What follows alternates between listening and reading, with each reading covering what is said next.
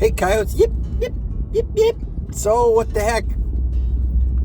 Welcome to the second edition of Singing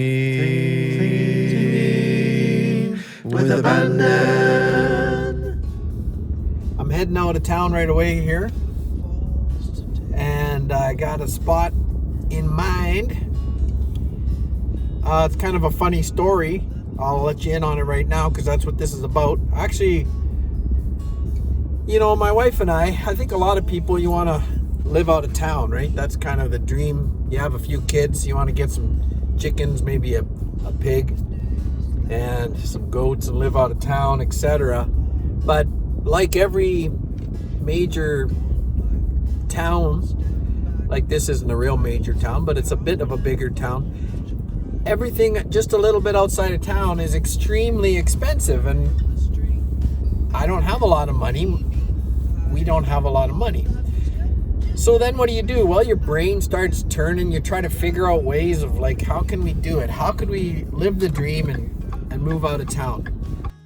We knew if we were supposed to move out of town, something would work out. Well, flip, we tried and nothing ever worked out. But one of the ideas was, well, maybe we'll move a house. You start looking, and some people are giving away their houses almost, $5,000, $10,000, $15,000 for a decent little bungalow in some of these cities, and you can have them moved. And we were thinking of everything, right? You can move a home like a 1970s or 80s bungalow you might get for $5,000, and then move it for another 15 or 20. And then if you find a spot out of town somewhere that might be, if you're really lucky, you might have the utilities already, like you got your hopefully decent well, etc., etc. So that's why I sort of would look a little bit extra at some certain old farm sites. And that's where I'm heading today, to one of these sites that I had a little house on it. I don't actually know who owns the land. I tried to find out once. It was pretty darn funny. I looked on a county map and I saw a name, and I called and the guy was in the lodge, like the old folks home. He could speak well, but he couldn't hear worth a nothing. And I was trying to ask him, and I'm yelling on the phone, do you own this? What? What? Do you own this land outside of town near do I have a hand that I like to hold down? I don't know what you're talking about. So that conversation went nowhere pretty fast. Anyways, I figured, well, that's just, there it is. There's the providence right there. So anyways, life went on, and as the kids grew up, we realized it'd be harder and harder to live out of town because you got kids involved in everything, all kinds of sports or dance and so on. And we're happy in town. But that's the full circle story about this place. This is one of the places I saw off in the distance and thought, that's a nice spot. And to this day, I still really don't know who owns it. It's a little ways out of town, though. I mean, the closer to town, the more money it seems to be. And this is a little bit out. So, anyways, when we get closer, I'll check back with you. Hey, we're getting close. I had to pull the old trick. There was actually flip, here comes someone else. Well, so much for my trick. I'll wait till they pass. This road's a little more busy than I recall. Anyways, looks like they're gone now. They're just wondering, why is he talking to his phone? I think a lot of people do this. All right, let's try again here. Anyways, there's about 70,000 geese there, but oh my gosh, that's quite that slough is full. Those are all snowies. Please, any of you pack members like to hunt, I encourage you to hunt. Especially, this upland game, you can't do it now, it's out of season, but tens and tens and tens of thousands, if not millions, of Canada geese and snow geese And they are hard on crops and stuff, I'll tell you. But anyways.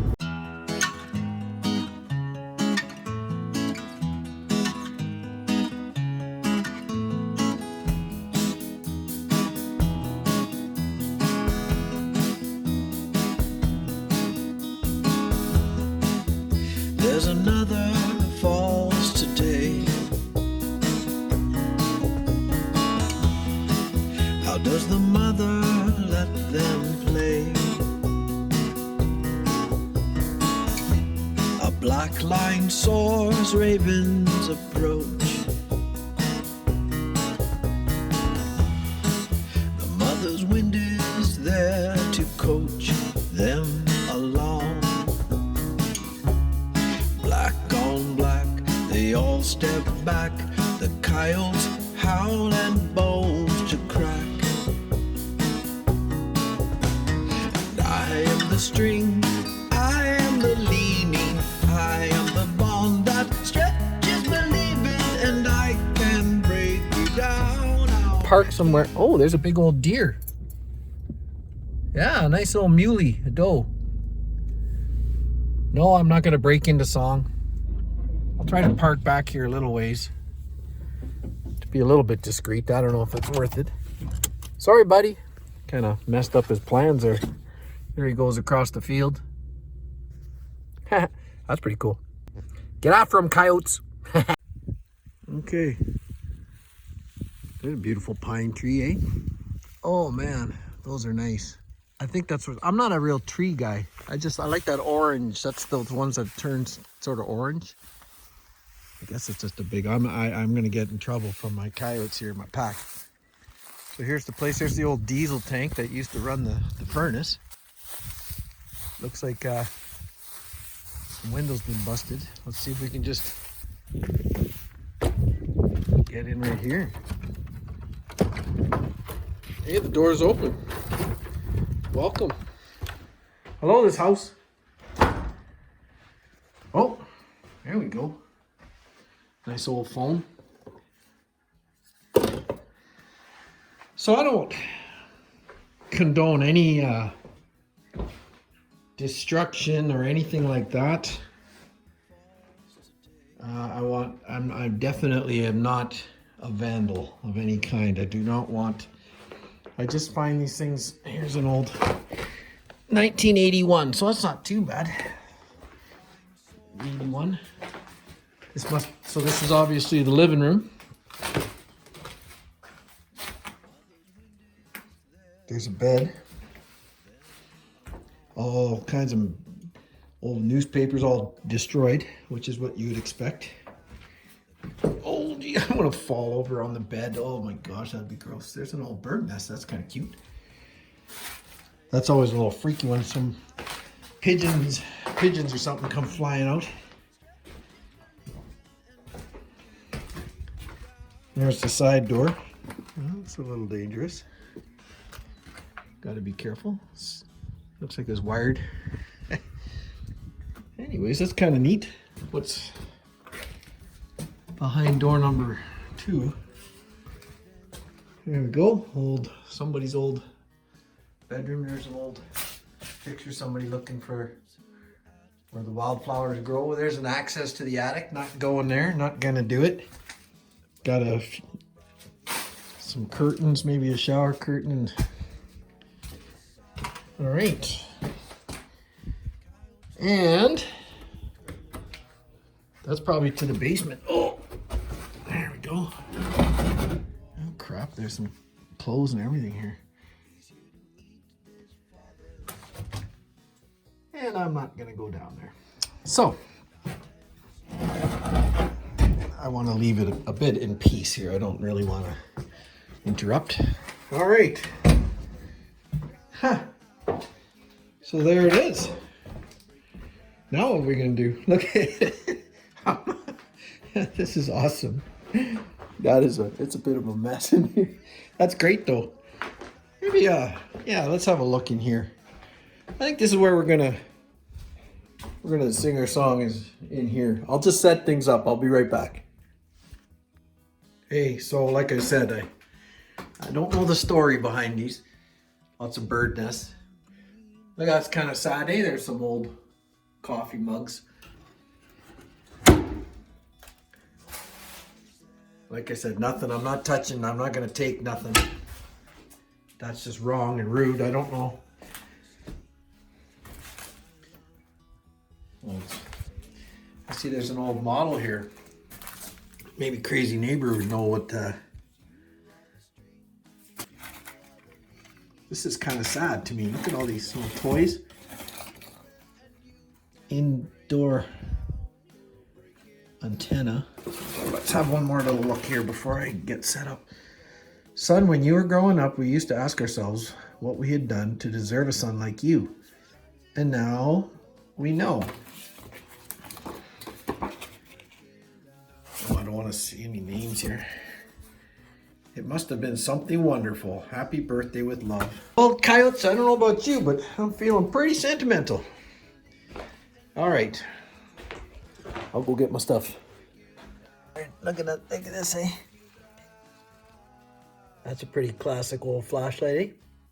Or torch for my UK people. Patent. Man, my eyes are bad. Patented February. That's patented. And then I'm sure it says something else. I can't see too good. That's pretty neat, eh? Here's the other part of my series. This is the second part of the series, Spirits. Spirits with the Spirits. I brought out my kit, my travel kit. So I'm a bit of a Scotchman. This is 16-year-old single malt Lagavulin in here. This is Oban's. And this is Lefroy quarter cask. It's a little rougher, but these two on the outside are smoky, peaty beasts. They're beautiful. Like drinking the dirt off an angel's boot kind of thing. And this one in the middle is a little smoother. I'll ask around, anybody? What do you care for? They want the Lagavulin. Well, good choice. So, I got my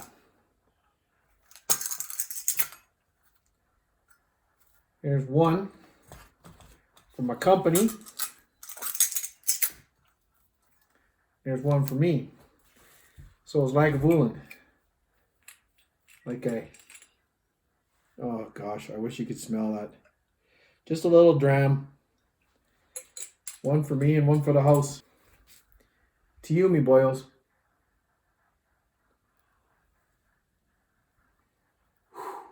If you guys don't know,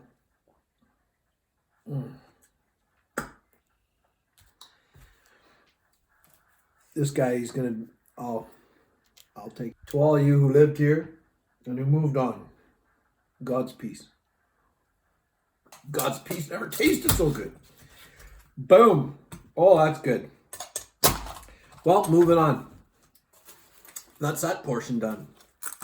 Okay, we'll get to the song here. It's what song?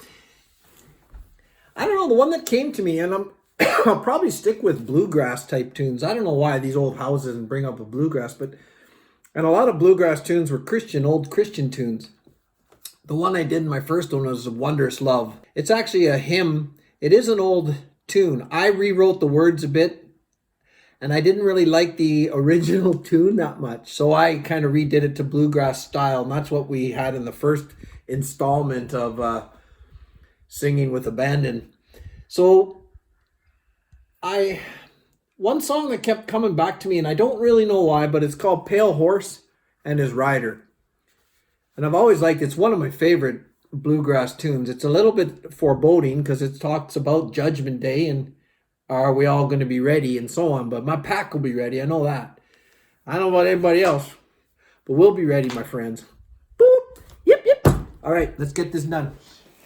This is called Pale Horse.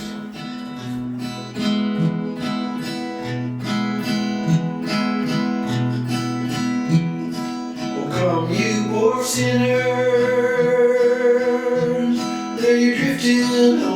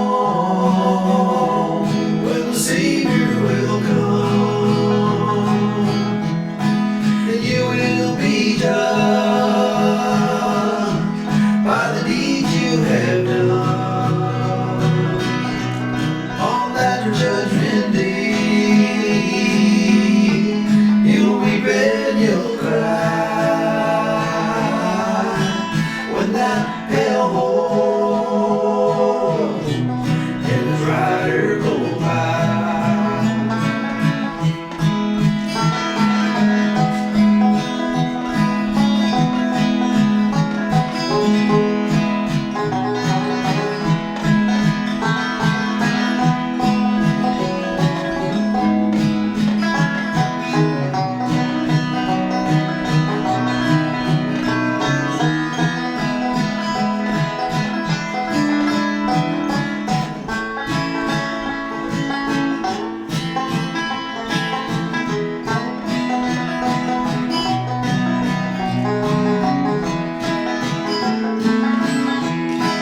Won't you redeem your poor kid's soul? You can't pay your way with silver or gold. If you're not saved, you'll weep and you'll cry when that pale horse and his rider go by. When that pale horse and his rider go by.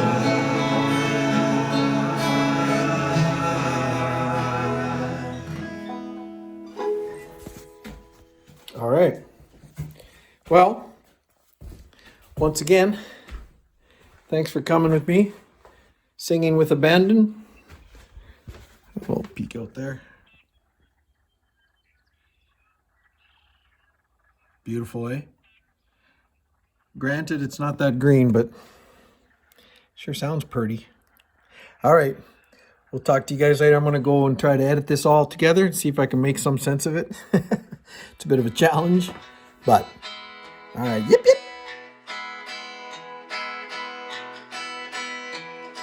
Oh, come you poor sinner.